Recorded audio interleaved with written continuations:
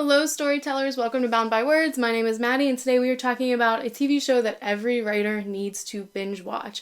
Every storyteller in general, but we talk mostly about novel writing on the channel, so I feel like it's most beneficial for that. This is advice that I give to a lot of people, so I wanted to sit down and make a video because I want it to be a reference for people. There is a TV show that I think is structured the perfect way. It is a good example of how storytelling works in fiction and fantasy, specifically novels.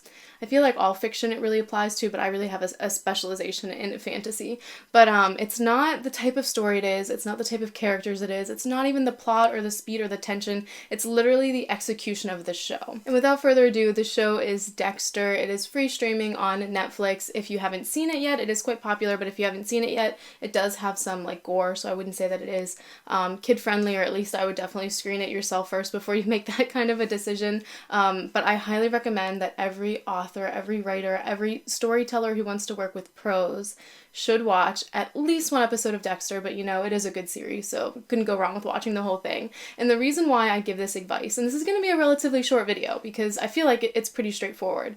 As you watch Dexter, you'll see, and this is going to be totally spoiler free, and we're not going to share any clips because we don't want to infringe on any copyright, but as you watch the show, you will see that he goes about his life, and it like has this inner monologue where he is sort of describing what is happening and how he feels about things and plans he's making and stuff without really repeating things and without really like talking about the setting. So I think it's the perfect balance of that's what we want the prose to look like. His internal monologue when he's just like talking about like, oh crap, this is happening, what am I going to do about it? How am I going to readjust my plans to overcome this antagonistic force. It is a perfect example of a reactionary character, and we want our characters to be proactive. We want them to have moments of reaction, but then we also want them to have proactive moments. So I feel like the show is a really good balance because outside of the dialogue and outside of what's actually happening, outside of describing the setting and going through the plot and the story, there is that constant, that monologue is what we read in novels. It's what makes us feel connected to the character.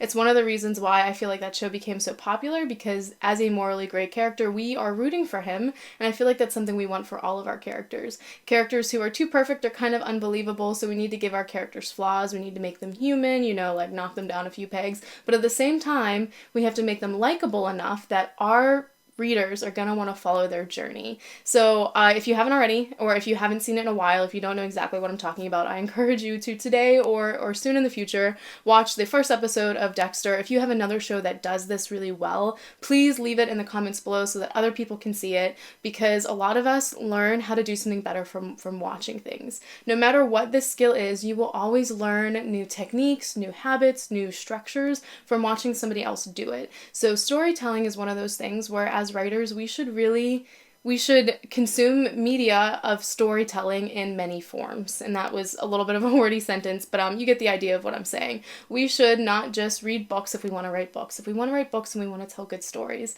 then we should read books, you know, maybe poetry, maybe short stories and novels. We should also watch TV or listen to people telling stories. I'm a big fan of like the Let's Read podcast. I'm a big horror fan. So he just tells scary stories, and listening to people tell stories will make you better at telling stories. Watching TV shows where the content is original and the characters are relatable, it's gonna show you examples of how to create relatable characters yourself. So if you have any shows that do this well, or podcasts or YouTube channels or whatever, please leave them in the comments below. If you went and you watched Dexter, please come back and let us know something that is impactful that you've seen in the series or in the first few episodes of stylistically why it is helpful. I feel like going into this, I like to tell people to just blindly sort of watch it. You know, I can't go in and say, okay, you see how he's wording that, or you see how he's saying that, because everyone has a different writing style, and writing is not necessarily wrong.